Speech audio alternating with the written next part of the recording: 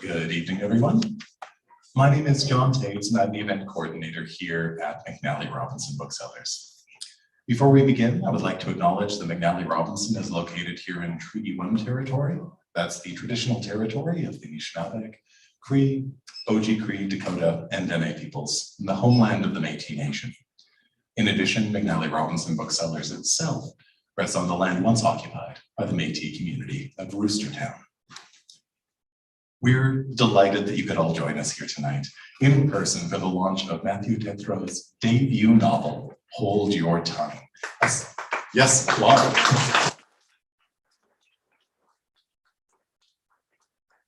It is nice to have a crowd that requires no encouragement whatsoever. And we are so thrilled to be celebrating this book here, and so pleased that you could join us both in person and virtually for the event as well.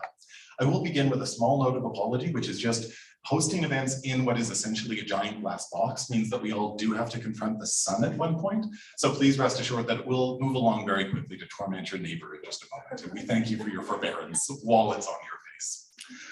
We'd also like to sincerely express our thanks to New West Press for putting out this book and for being such an incredible pleasure to work with and planning this evening as well.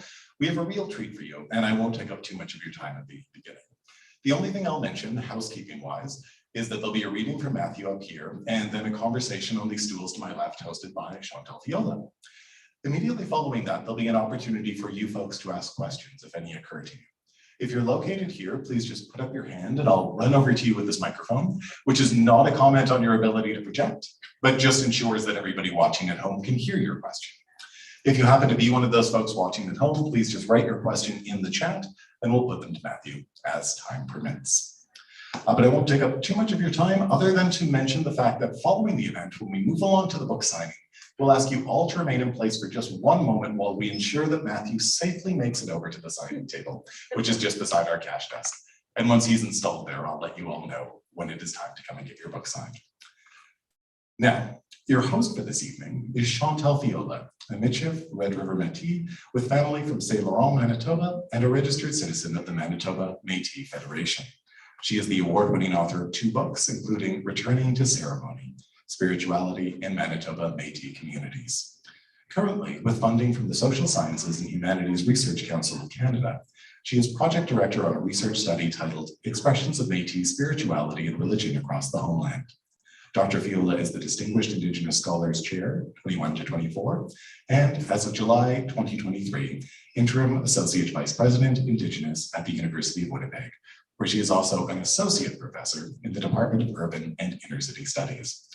Chantal is part of the Circle of Editors for Powatomic, the Journal of Métis Thinkers, which will launch its inaugural issue from the U of W this fall. Our featured guest this evening, Matthew Tétreault, is Métis and French Canadian from St. Anne, Manitoba. He is the author of What Happened on the Blood Vein, published by Pemmican in 2015, a dark but humorous collection of interrelated short stories set in southeast Manitoba. Matt holds a PhD in Métis literature and literary history from the University of Alberta, and he received a Governor General's Gold Medal for academic excellence. His dissertation traces the literary history of the Red River Métis.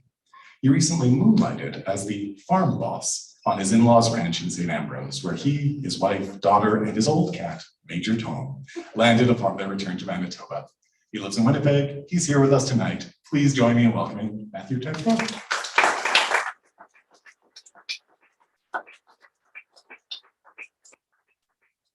Hello, and hello everyone. Thank you very much for coming this evening. It's very much appreciated. I see a lot of familiar faces and a lot of new faces, so it's good. It's very awesome. I'm super happy to be able to finally share this work with people. I've been working on this novel for probably 8 years now. It originally started as my Master of Arts thesis at the University of Alberta, and I've been revising it while writing a dissertation at the same time for the past 6-7 years, and so it took a while, but I'm happy to finally share it with you today. So I don't want to go too much into what the plot is or what the story is about, But just generally, the story is about francophone Métis experiences in southeast Manitoba, around the Saint Anne area, Saint-Anne, Richer, Saint-Geneviève, etc. Plot-wise, the characters learns in like the first couple pages that his great uncle has had a stroke, and this spurs a journey towards, through memory, through history, reflecting on what it means to be from that region. So I figured I'd start by reading something fairly early on in the book for you. I'll start off by reading chapter 2. So the character has just woken up in the backseat of his Buick on his cousin's farm. He's driven home. His side mirror has been knocked off by a truck, and he's finally reached home and he's trying to figure out what to do. The chapter is titled, When Alfred Fell Out of a Tree. The mirror could not be fixed. Kneeling by the car in front of the house, I held the casing up and considered using duct tape to attach it temporarily to the door and create the illusion of a working side mirror. It would be real broche à foin, as Dad would say, but it would have to do until I could afford a replacement. After a moment, I stood and dusted off the front of my jeans. Squinting through the sunlight, now coming over the treetops, I glanced at the garage. While I was thinking about where Dad kept the duct tape, the door of the house creaked open and my mother stepped out onto the landing. Arms wrapped around her waist, she stood there and stared at me. I waited for her to speak, then frowned at her silence. What's up? I said. Tétreault là. Gautier's farm, I said. JP had a pig roast. My mother grunted and glanced at the garage. T'as vu ton père? I shook my head. Been a few days, I said. She grimaced and gazed out through the oak and pine trees toward the road. I was almost killed, I said. And I lifted the cracked casing to show her, but she seemed to look through it. And I placed the mirror down on the hood and chucked my thumb toward the garage. Do we have any duct tape? Écoute, my mother said. Alfred had a stroke. I frowned and looked up at her again, not quite understanding what I had heard. Il est à l'hôpital à Saint-Boniface, she said. Carole vient d'appeler, puis il est en bad shape.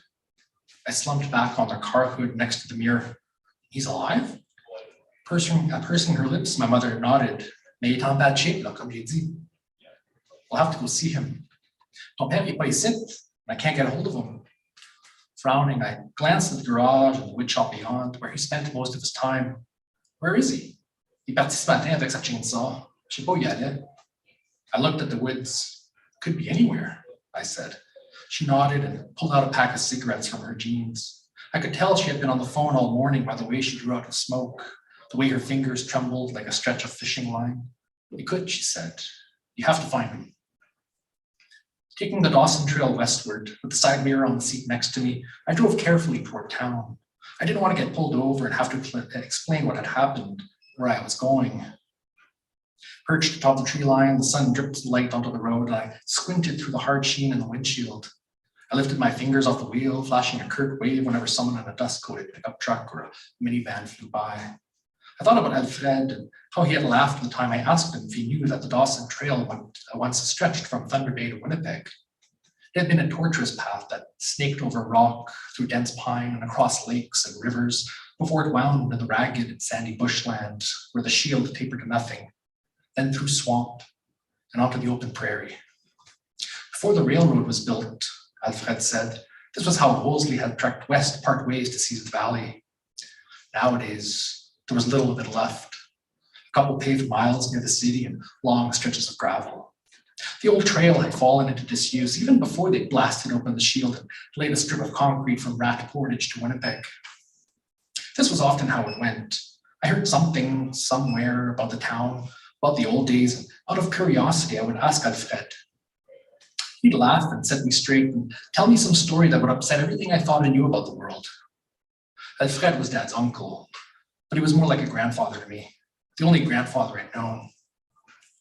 West of La Coulée on the Dawson, the trees fell away and the prairie opened up. Grain silos bobbed, buoys on the horizon. Windbreaks like the anchored masts of distant ships dotted the land. The shift seemed so abrupt. One moment you were in the bush, and the next the land convinced you there was no such thing as bush. You could spot the church and the radio tower and the grain elevator back before they tore it down for miles.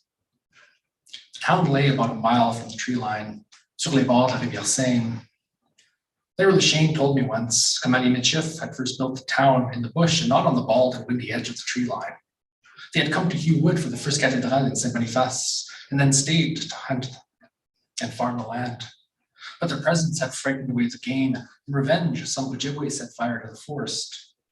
The forest had never fully regrown, held back by the axe and plow, and now the town rose from the flat prairie like a small island. Alfred snorted when I asked him about it. Il aime raconter des histoires, lui, le chien, he said. He took his pipe out of his mouth and waved the stem around. Je te bête que c'était un Anglais qui a mis feu à fourrer pour clairer la terre, he said.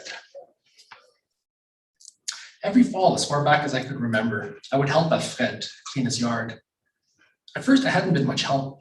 Knee-high and ambling through my parents' legs, I had probably been more of a pest than anything. Eventually, as I grew up, my parents stepped back. Before my drivers, I would take Dad's truck to Saint Geneviève and give Alfred a hand with his yard. I would gather all the leaves and the branches and the deadfall that amassed through the year and pile them up in the backyard to burn. Alfred didn't want debris laying beneath the snow to snag his blower. Alfred had hurt his back sometime before I was born. The story was he had fallen out of a tree. He'd been out hunting, sitting in a tree stand when the weather turned sour and dumped a layer of wet snow on the land. He kept a flask with him because you never know. And so this time, to keep warm, he sipped at his whiskey. There was a buck behind his cabin that had caught his eye, so he decided to wait for it to come around. He sipped his drink while the snow grew heavier and began to pile up in the branches and blanket the ground. Shivering, Alfred shook the snow off his coat. He wiped his gun stock and took another sip of whiskey. The snow turned to rain and then to ice, and it landed and coated the trees and the branches and the tips of Alfred's boots. Finally, figuring the buck had bedded down somewhere, Alfred decided to head home. But as he began to descend, his boots slipped on a steel rung and he tumbled backwards into a pile of deadfall. Du pied à gauche, une branche m'aurait crevé le cœur, Alfred later said. With the wind knocked out of him, he lay there for a time and watched the snow and the rain and the ice ricochet through the branches above. When he finally tried to stand, a sharp pain fired in his back and down his legs. He collapsed into the wet muck of leaves, snow, and mud. Groaning, he rolled onto his stomach and began to crawl. Before long, he realized he didn't know where he was going. He had never seen things from the perspective of a rabbit before, never mind all the wet snow whirling through the air. Thinking back on it, Alfred probably had a concussion too. Still, he pressed on and dragged himself toward what he thought was home. Of course, the first time Alfred told the story, there was no flask. He said a squirrel had climbed up his rifle barrel to tickle his nose. And as he went to knock it away, he fell out of the tree. Second time, he sneezed and fell out. The reasons changed every time he told the story, but always there was singing. Dragging himself forward through the thick underbrush, he grew tired, but knew that to rest would bring death. To keep himself awake, to keep himself going, he began to sing. At first, he sang anything that popped into his head, tattered bits of old songs and lyrics without melody. He bellowed it out. C'est au champ de bataille, j'ai fait crier ma douleur, où tout d'un coup ça passe, ça fait frémir les cœurs. His toes twitched with a fiddle hitch, and it propelled him forward. Oh, je pris mon canif, je le trempais dans mon sang. When we were younger, with my sister, my Nick, and me seated at his feet, Alfred would throw himself to the ground and reenact the scene. We would crawl together through the living room, around the old coffee table, between the sofa and the wall, under the stuffed deer head, into the kitchen, around the chairs and under the table, singing loudly and off-key as we went, C'est au champ de bataille. The story grew taller with every telling. Alfred even once boasted of killing the very buck he'd been hunting, coming across it by chance as it lay sheltered under the boughs of a pine tree. He shot it from his stomach, crawled up to the body, split open its belly with his hunting knife, and huddled up against it so that its steaming heat could keep him warm while he regained strength. Just come look and haunt avec le tonton, I said. Monique rolled her eyes. Alfred blinked and stared at me. Que c'est que tu racontes? A few times, Alfred tried to show us where it happened, retracing his steps through the woods, but such time had passed that the old trails were overgrown. New trees had replaced the old ones, and Alfred led us in circles before we retreated to his cabin. manipulator said it had just been an excuse to get us out of the house and teach us some things about plants. I couldn't help but wonder though, what had happened to the tree stand? Was there still an empty chair in the canopy somewhere? Though the story changed with every telling, there was always a few constants. The tree, the fall, the singing, and ma mère. The details varied, how and when it happened or what song he sang, but it was always ma mère that found Alfred, frostbitten and delirious, crawling at the edge of her yard. It was ma mère who brought him inside to warm him up, to nurse him back to health. Une ange, Alfred said. Elle m'a sauvé la vie. His eyes moist and dark, weathered face growing soft, he would stare off into the recesses of an old memory. And we knew then that the story was done. Le vieux pet était marde, ma mère once said. Il aurait fait n'importe quoi pour venir prendre un coup. And I think I'll leave it there for now. Thank you.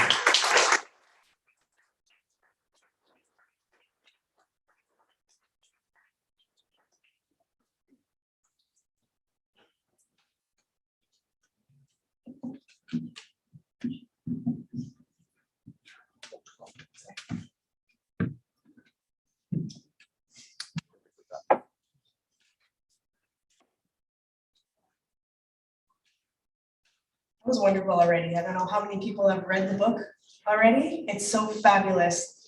I felt so many things resonated with me. My bio didn't mention it, but I actually grew up in my dad's community, which is Saint Geneviève, which was mentioned in chapter 2. It's about like 15 minutes away from Saint-Anne, and you mentioned the Vichy and Lorette, and I could see my childhood in the story. So big much for writing it.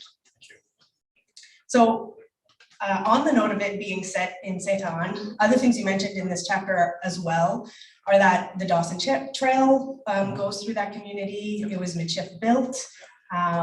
Wolseley and his troops came through and ended up repressing the Métis. Very important parts of history are from the community. So I'm wondering how much of that you already knew while growing up. So can you share a bit about what it was like for you growing up in Saint-Anne? Were you aware that it was a Métis community then? No, not really. I knew there were Métis people around. My dad would say that we're Michif, but he'd never explained how or why or what that actually meant. And I knew that the Dawson Trail was important because there's monuments to it in St. Anne, but what the actual story behind it was and the larger context, I didn't really have any idea. And like I read your book and you mentioned that you didn't learn that St. Anne was a historic Métis community until you left St. Anne and came to the city and went to school. And it's the same thing for me, in university, coming across that map of the Red River settlement and seeing St. Anne on it, that was a very confusing moment. It's like, why did I have to leave St. Anne to learn about St. Anne?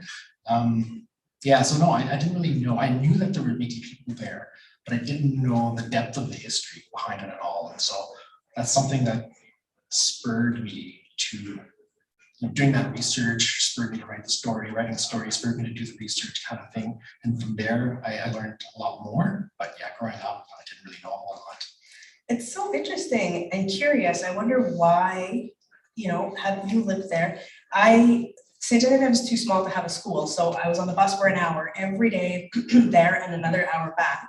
But I went to school in St. Anne. Matt and I just learned today that we graduated from the same high school. I was just 1 year ahead of him. So surely we crossed paths already for today. But it's a shame that even people who go to school there, who live there, don't know the rich history, the rich Michif history of the community. It's interesting to think about why that might be. It's changing now, though. Is it? Oh, I'm glad. Yeah, it's changing now. I'll give a shout out to my mom. Her pandemic project with my dad was building a Red River cart, and then they donated it to the town of St. Anne last year. And then there's like a little pioneer memorial thing as you drive into town, and it recognizes the Michif and then the French Canadians and the people who built the town. And so it's starting to change a little bit. Good. There's still a long way to go though. But I hope the schools step up and start teaching more of that. I would hope so. Yeah. So in many ways, this is a very rural, small town sort of novel. Can you speak to your efforts to represent the particularities of place, including tensions between urban and rural? Yeah. So one of my motivations, I read was Miriam Taves's A Complicated Kindness, which is set in like a stand-in for Steinbeck. And there's always something that happens. Wow. Yeah, and in that book, the horizon of like what she described was where St. Anne is, just beyond that horizon, right? She doesn't, it's a Mennonite story. So it was fascinating reading that book and seeing her community almost represented. And then I was like, okay, well, I want to be able to fill that gap. Because there's not really a whole lot of literature that is set in St. Anne or in Southeast Manitoba. So I wanted to fill that gap. Now, I know that a lot of people leave St. Anne and come to the city, vice versa, yeah. So that tension of like choosing to remain there or choosing to leave, visiting, that's also stuff that I wanted to explore through the character. So the character's main motivation is really trying to figure out his place in life and his place in place, and in culture and language and community and all these things. So, yeah. I would agree that there's a gap. Hey, are you aware of any other novels like or works set in St. Anne? No. I think there's like a film by Rain Van Yes, yeah. I haven't seen it, but that's Yeah. something. So it's nice to have increasing representation. Yeah. So was that, the tension between rural and urban, is that something that you personally experienced?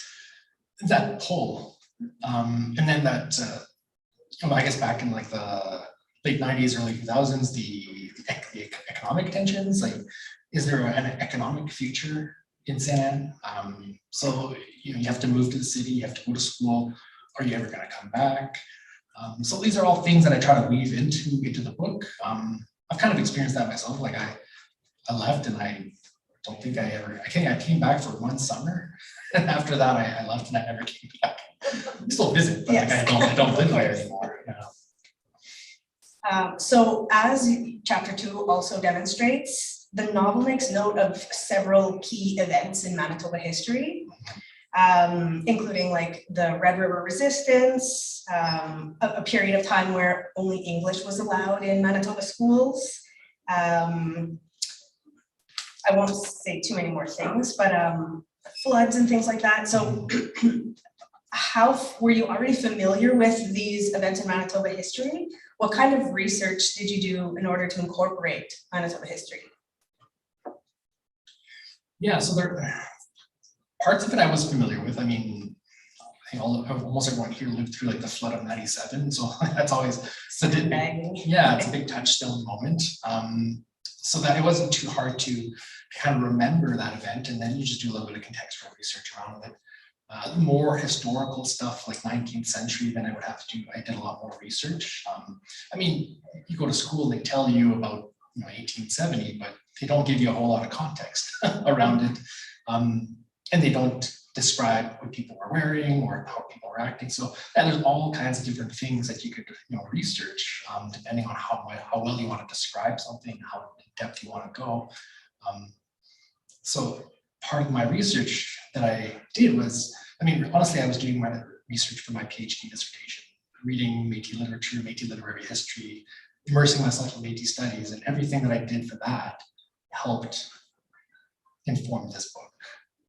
So it was a deep dive into all kinds of different areas. Wonderful. We'll come back around to how your PhD informed this, but one of, I think, the many strengths of the novel is the way contemporary events parallel events in Métis history in a confluence of past and present.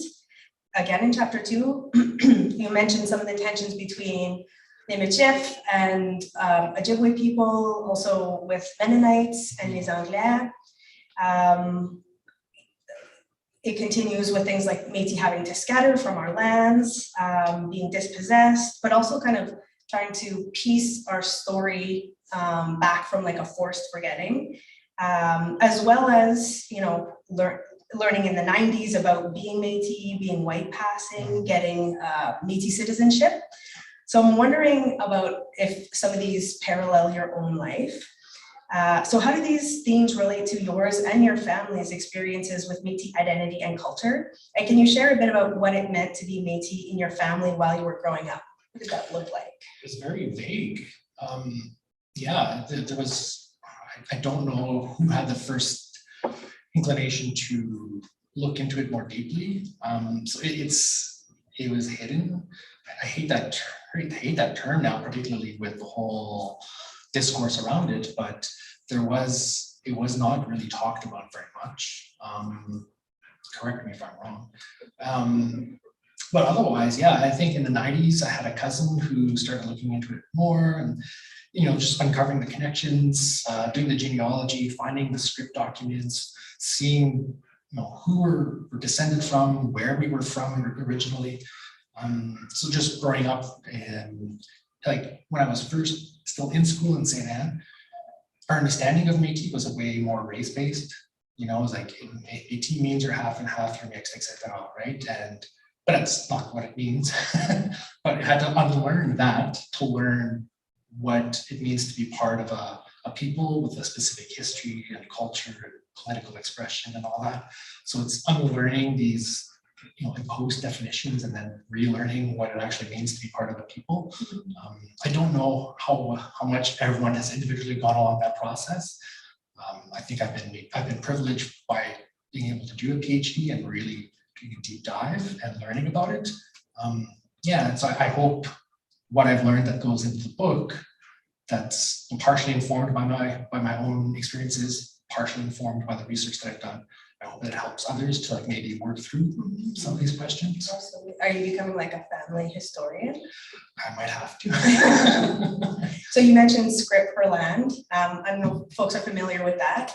So in 1870, when the Manitoba Act was passed, Métis people were promised like 1.4 million acres of land.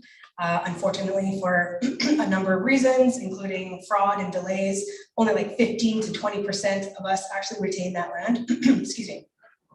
So Matt's mentioning script for land. If you get your genealogy done and you're Métis from this area, chances are you've got script for land. Did you look into where specifically your script was located? I think the script document said Selkirk area, but I think they took the money. Mm-hmm.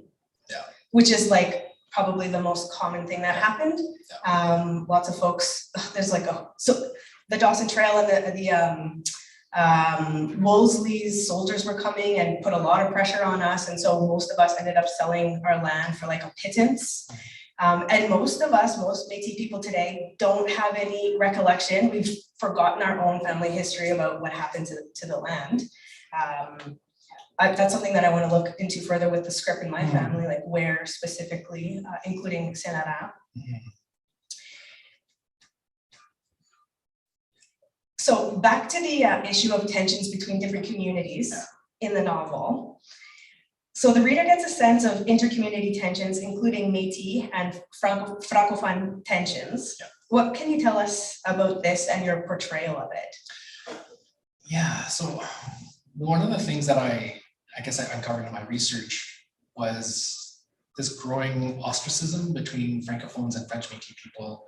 Like I came across the series of letters in La Liberté in the 1920s between members of L'Union Nationale Métis Saint-Joseph de Manitoba and anonymous people who were writing letters to the editor complaining about the Métis. And it showed a growing ostracism between these communities. And it's not something that we talk about too much.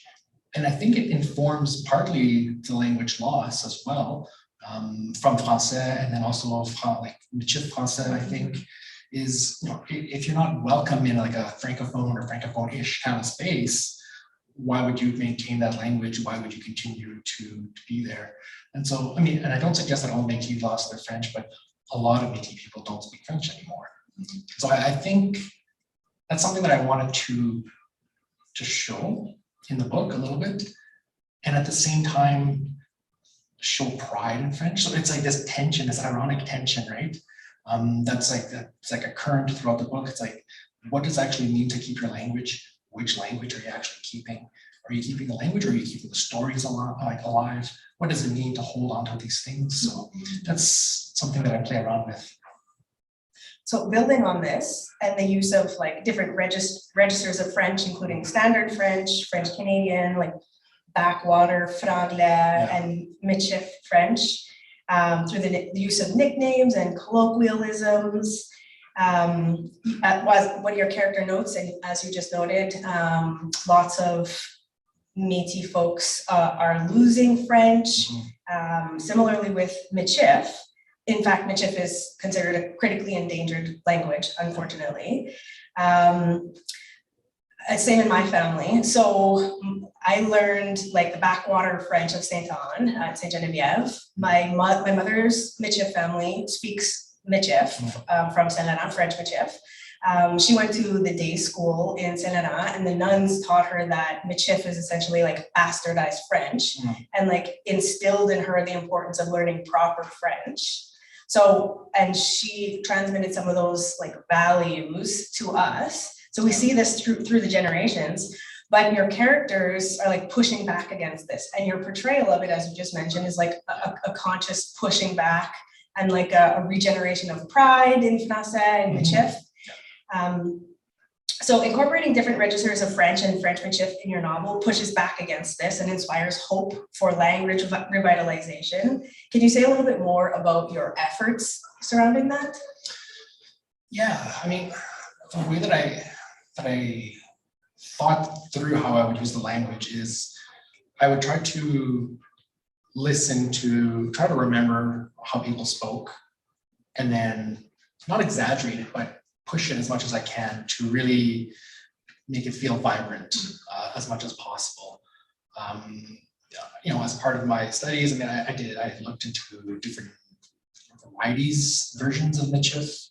I tried to locate words that were familiar, that I'd perhaps heard someone from that area kind of say, and then I would glom onto it and try to reproduce it, and you know, try to envision what it would mean to have that more present.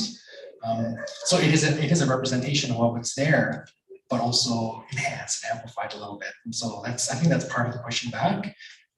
And then being able to include so much other than English languages in a like primarily English prose book was really exciting. So I was very fortunate to work with US Press, and my editor was Smaro Cambrelli, and she understood what I was trying to do, and she said, go for it. And so I was lucky in that sense that I didn't have any pushback against me trying to push back against entirely like English language prose text. So yeah, I was pretty fortunate in that sense. Well, I'm so glad you received the support that you did. I think that this helps other folks. Like, it felt so special reading, you know, you switch back and forth between the different registers, and it made me feel excited. Like I understood like all the different variations, and you know, so many people are going to feel the same way, and I think it's going to inspire other folks to keep pushing back, you know, against like, you know. And represent like a multilingual reality as well, right? I mean,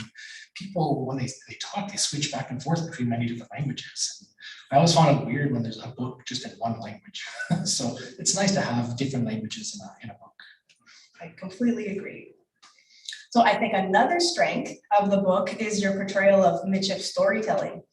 So through des histoires, hunting stories, painful stories that are made silly for survival, stories within stories, stories about Métis dispossession and about resisting and regenerating, reconnecting with culture. So my background is in Indigenous studies, not in creative writing. So I'd love to hear you describe Michif storytelling and your journey with it, from like your own growing understanding of it to your contributions to its longevity and existence into the future. Yeah, it's well, as you said, there's all those different types of stories, and like I think what connects all of them is perhaps like the fragmentary nature sometimes. Because I remember I did an oral history project at the University of Winnipeg, and I interviewed someone from St. Anne and talked about how they would receive stories bit by bit, piece by piece. Then they would have to put them together, and it would be like his responsibility to put them together. And I thought that was a really interesting, like structural kind of way of telling a story. It's like, and it got me thinking, it's like, well, why is it bit by bit? Is it different people have different parts of the story? Is it that the listener or the person who's receiving the story is not quite ready for the full story? And so they receive the story bit by bit. And as they're ready to receive the next bit, then that's when they receive it. So these are some of the structures that I start to play around with. So, the story of when Alfred fell out of the tree is one of those bit by bit stories. It's like that recursive kind of story. You go over the same story, the details change, and eventually you start getting closer and closer and closer to the truth, which the person may not have been ready at the beginning, but they've been walked through all the versions of the story. And so they get to that point by the end, like, okay, now this is the story. So that was part of it. And the other aspect of it is I've been reading a ton of Métis books. And so I've been trying to incorporate as much of them as possible to inform my own prose. And try to write within a Métis literary tradition, if we could define one, try to form one and write within one. So that's the more like intellectual side of it. And the other side of it is just kind of just freestyling in a way. It's like, well, what were the things that were going on around St. Anne? All right, let's think and write and see what happens. You noted like this fragmentary nature of a lot of these stories, and I can't help but wonder how much that is related to, the history of this province and the dispossession of the Métis. You mentioned like, piecing back together, and that's kind of a very common reality for Métis people. Surely folks in the crowd are familiar with Elder Maria Campbell, who's the very famous author of Half-Breed. She says something very similar to what you just said about one of her elders saying, colonialism is like, well, if you think about Métis history and Métis culture, it's like a big puzzle, and colonialism like shook the puzzle and the pieces went everywhere. And so now it's our responsibility to kind of find the pieces and bring them back together and piece them back together so that we can relearn our stories. And I think you're helping with that beautifully. Thank you. So Métis-centered themes appear throughout the novel, including Michif foods, harvesting practices, cultural and spiritual traditions, even things like having tea and toast, hunting deer and making deer sausages, growing medicines, beaded fire bags, even things like community and like intergenerational helping. So Métis relationships with ceremonies is kind of one of my passions and one of my areas of specialization.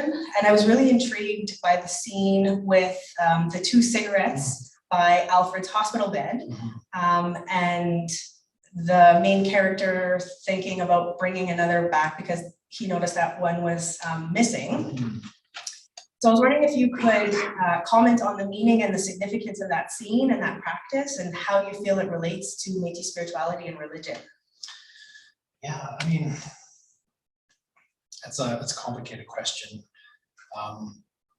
Growing up, I learned, or I seemed to learn, or had the sense that if Métis were Catholic, then that was it. But then having gone to Edmonton and having learned so much more, being able to see the diversity of the Métis, like even within like the Red River Métis in the nation, seeing the diversity of experiences and the diversity, the spectrum, I guess, of spirituality. I'm not a very spiritual person myself, but I could see that there is a spectrum, and I wanted to try to represent that a little bit within the book. I know St. Anne is, when I was there, was a very Catholic town, but reading your book, I learned that it wasn't 100%. And so it's like, okay, so acknowledging that and showing that and making space for it, I think is important.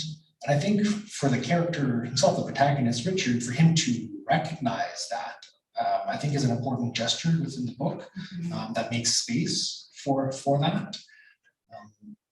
And then, the character of Alfred, his great uncle, who is this laissez-faire sort of Catholic, who's joking with the priest, but then he's also growing medicines, kind of gesturing for that sort of syncretism, I think, was important. And well, you know, hopefully hopefully people will recognize a little bit of themselves. Maybe they'll recognize some things of their families in there, and just create that space for people to recognize themselves in it, and not say that there's only one way. There are many different ways. So Yeah. I want to personally thank you for creating a bit of space in that area. Like you mentioned, like that's probably the most common stereotype when it comes to Métis spirituality and religion, is that all Métis people are Catholic. So we have a very extensive history with Catholicism, of course, but that's not the only part of our story. And so here's another example of the impacts of colonization and like the intergenerational forgetting of our own stories.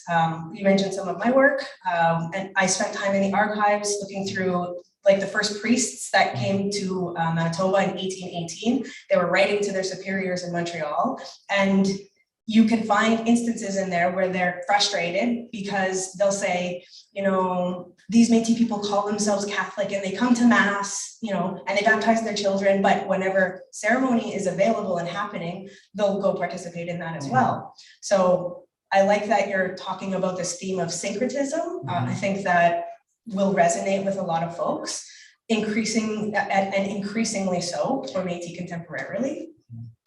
So keeping an eye on the time here, I want to make sure that you've got lots of time for Q&A with the audience. So maybe one more. Oh wait, I lied. It's a two-part question. Okay. So the novel is clearly well researched, especially regarding Métis and Manitoban history, culture, languages. So these questions might be particularly interesting if we have any grad students or aspiring authors in the crowd. So can you tell us how your PhD studies prepared you to write this book? And can you speak to the intersection of academia and creative writing, and especially in terms of how academia can influence and support creative writing, especially like historically and culturally informed representations of like contemporary Métis experience?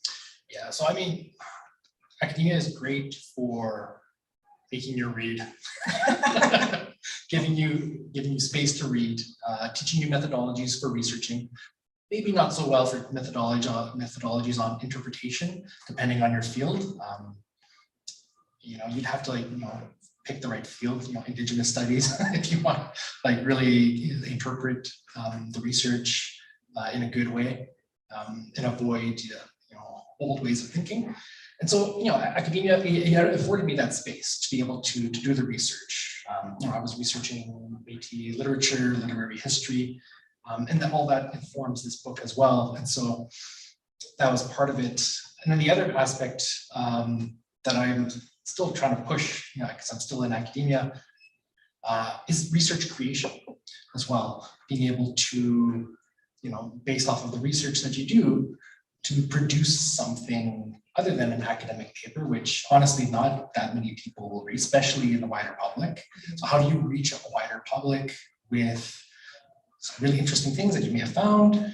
I think research creation is one way of doing that. And so that, in a way, this is research creation, because I spent so many years reading and researching and thinking, and I wrote academic papers along the way as well. But I wrote this, and this has been really close to my heart the whole time, right? So yeah, I think academia afforded me the opportunity to do it. That maybe I could have done it not going to the university, but I think it would have been a very different book. It wouldn't probably have the depth that it has. I mean, even things that we research, they're hidden behind paywalls, and so some of the information that we're finding is not even accessible to most people, right? And so that's a difficulty there that academia gets me over the hump. And I think you've done a beautiful job with accessibility here. This will reach many more people than a standard academic paper.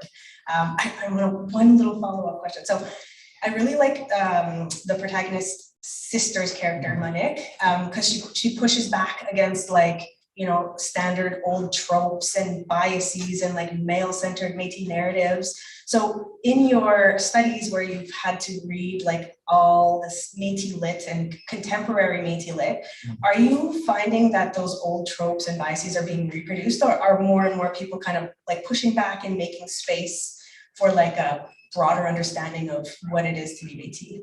I think people are pushing back now. I think it was reproduced for a while. Like the great man kind of version of history, I don't think they're going to go away. And I think it's okay to engage with them as well, but to engage with their wider communities in the presence of women and their cousins and just everyone around them, I think. So people are starting to do that. And like just off the top of my head, I'm thinking of, say, Chelsea Bowell's collection of short stories last year. Maya Carol's book a couple of years ago was pushing back against a version of Waylaid as well. So people are starting to push back. And it's exciting to see the robust different representations that are now out there. And I think it's giving us a wider, truer version of the Métis Nation, as opposed to something that's like been kind of narrowly focused for a long time. We're not losing those central stories, those male-dominated stories of Waylaid and Simone. We're not losing those stories. They're still going to be there. People will still write about them, but it's exciting that we can write about other people as well now, right? I agree. Those are two excellent examples. If you haven't read those two books, definitely go. Chelsea Bowell and Maya Carol's book.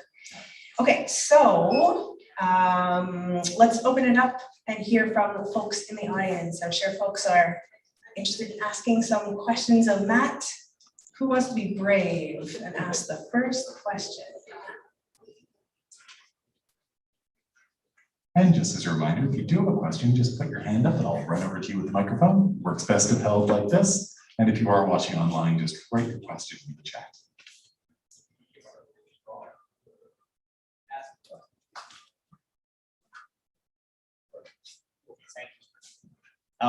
Hey Matt. I like the last question that you asked there when you talked about why fiction and storytelling as opposed to academic writing, and you guys kind of touched on that it had that opportunity to reach a broader audience. I don't know if that made a lot of sense. The question was kind of humming in my brain very much along those lines, and now that you did speak to that, I wonder, for you personally, in the act of taking the path of fiction rather than purely just academic writing, was there some act of discovery for you that you think you wouldn't have come across had you just strictly written an academic paper or just done research? Like, how did the storytelling aspect of this shape your understanding? I think it's through motivation and understanding people's decisions and trying to figure out people's decisions. Yeah, I mean, if you're doing like academic research and so you come across like an anti-hero figure or someone who's like an antagonistic figure in history. And I'm just thinking of, not everyone agreed with, like, say, Waylaid in the 1870s when they were here. Well, what were their motivations? What were their affects? And so the idea of thinking through story, it's like, well, you could intellectually understand it as they had different class, interests, perhaps, right? And so maybe that informed them. But then also, thinking through stories, like, well, maybe they just didn't like each other for some reason. Maybe there was something that had happened before. And so you just start thinking like the story. It's like, okay, well, what are potential stories around these antagonisms, for instance? So that's just like one example, I think, where story gets you thinking maybe at it from a slightly different perspective, through affect, I think. Yeah, hope that answers your question a little bit. That was a great first question. Thanks for being brave. Yes. Hi, Matthew. Merci. Okay, I have a question that also I think is a bit of a follow-up to the last one. And I really love that you've chosen the route of fiction as opposed to creative nonfiction, because I think often people from marginalized communities are pushed in the direction of autoethnography. And so I'd love to hear a little bit about your choices to embed yourself in your first two books in fiction specifically, and how that's an active resistance to larger narratives and modes of representation. Thanks. Thank you. Yeah, that's a big question. So the first and easy answer is I never thought I had an interesting life. So like, why write about myself? But then, you know, the deeper answer, I guess, to that question is that it affords a wider spectrum of reflection and representation, I think, in a way. I mean, maybe not, maybe I'm wrong there, but I like that fiction allowed me to explore a whole lot of different stories from a whole lot of different perspectives and put them together and see what happens, what emerges from it. So part of it is the experimentation of writing different characters and finding out how they interact. And so that's discovery in a sense that I really enjoy doing. Sometimes the way that I write is I don't really plan out how it's going to go. I might have a scene that I kind of know where I want to get to, but how I'm going to get there, I have no idea. And so as I'm writing, it's like I'm just thinking like, well, who are the characters? Where are they living? What are they doing? What would they normally be doing? And then things just start happening. If I was writing a more creative nonfiction, I don't think I'd have that same level of freedom to just experiment that way. So that's the fun part. I love fiction because it's fun to write.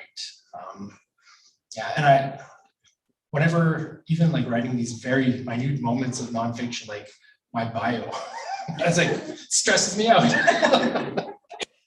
And so yeah, writing fiction is so much easier for me. You have another question?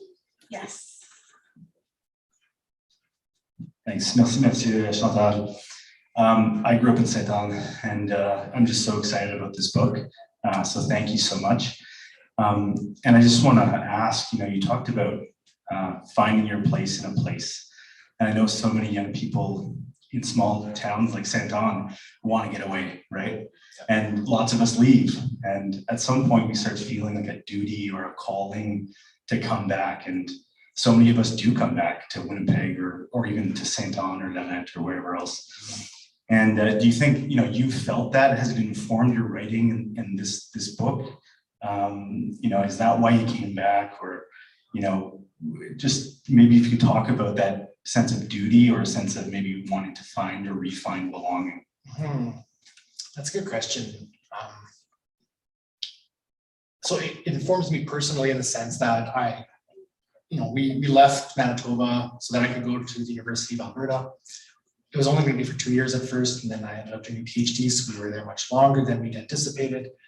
And I always knew, I didn't think we'd ever come back to like Saint-Anne, but we always wanted to come back to Manitoba, to the Winnipeg area, Red River Valley. It's home, it's where our family is, it's where I wanted my daughter to grow up. I wanted her to go to DSFM, learn the kind of French that we speak here, with all of its imperfections.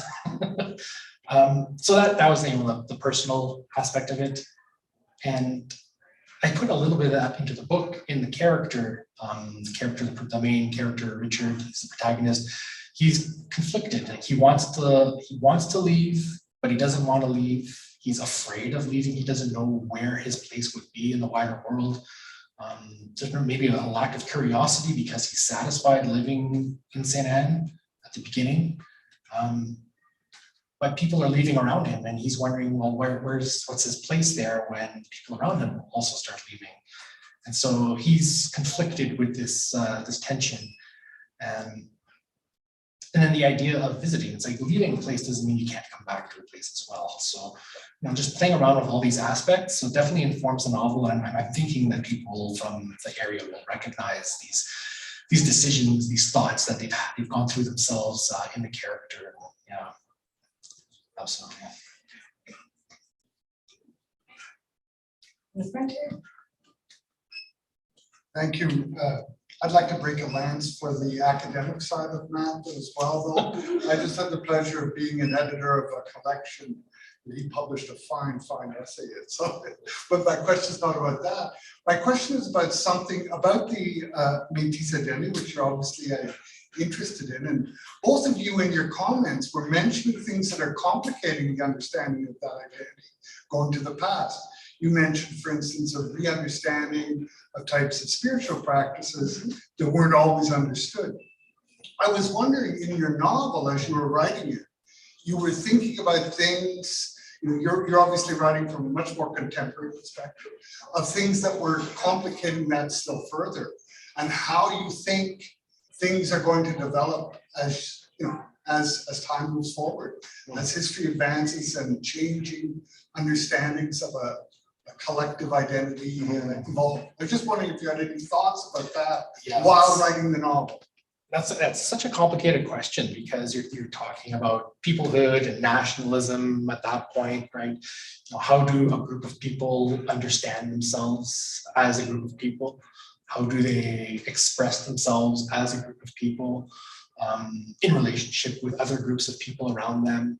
And then what happens when people start, intermarrying and it gets all complicated? I mean, I have this one scene where I have these 3 old farmers sitting around a table, and they're just bullshitting, and they're complaining about the Mennonites, and they're all talking in French.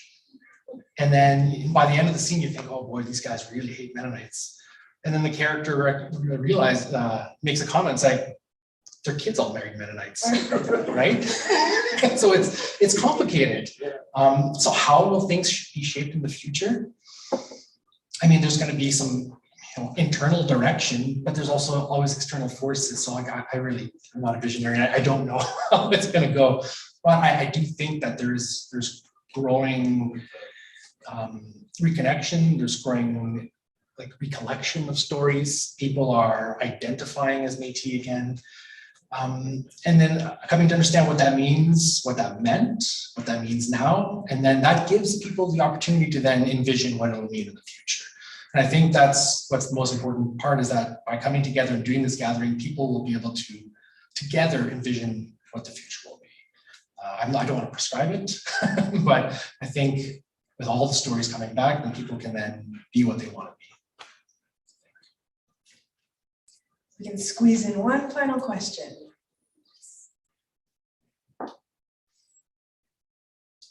Thanks. You said that there may not be other novels or much literature about people living in St. Anne.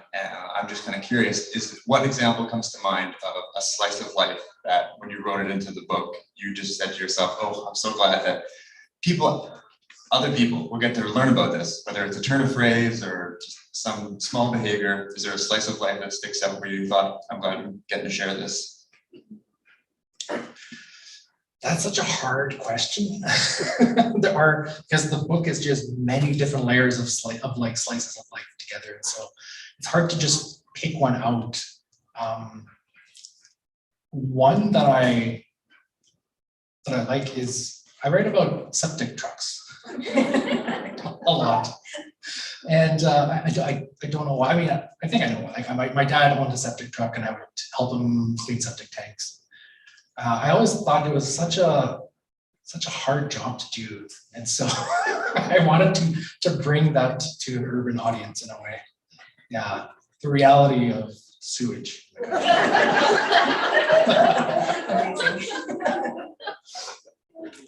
Thanks for the question.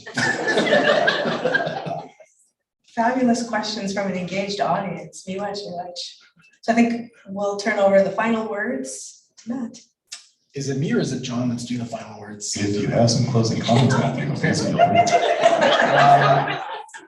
Thank you very much, everyone, for coming. I very much appreciated the support.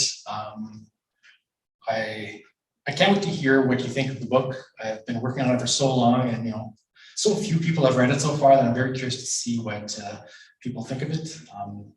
Yeah, and that's pretty much. I think I'll leave it at that. Thank you very much for coming.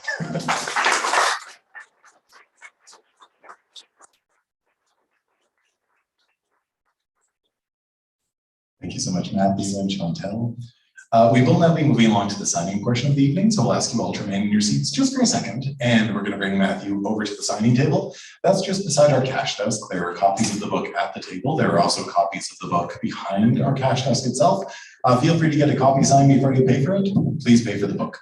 Other than that, we're so delighted that New West Press could make this evening happen. We're so glad that you all could join us, and as Chantal mentioned, become so engaged with the conversation. And I'd like to ask you all to join me in acknowledging Chantal Fiola and Matthew.